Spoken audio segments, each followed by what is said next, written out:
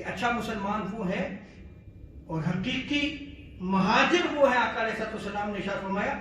کہ جس نے ان کاموں کو چھوڑ دیا جن سے اللہ تبارک و تعالیٰ نے منع فرمایا ہے۔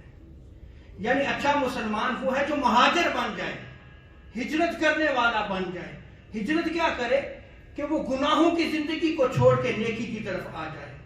اطاعت کی طرف آ جائے، اللہ اور اس کے رسول کی اطاعت کی طرف آ جائے،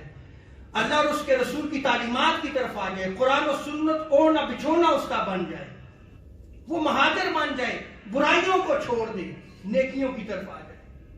وہ اچھا مسلمان ہے۔ تو اگر آپ نے اچھا مسلمان دیکھنا ہے تو پھر آپ یہ دیکھیں آیا کہ مہاجر بھی ہے یا کہ نہیں ہے مہاجر،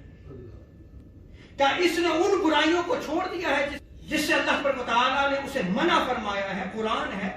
جس سے آقا علیہ السلام نے منع فرمایا، احادیث مبارکہ ہیں۔ اگر وہ ان سے رکا ہوا ہے وہ اچھا مسلمان ہے، اور اگر ان سے رکا ہوا نہیں ہے تو اس میں اچھے مسلمان کی صفات نہیں۔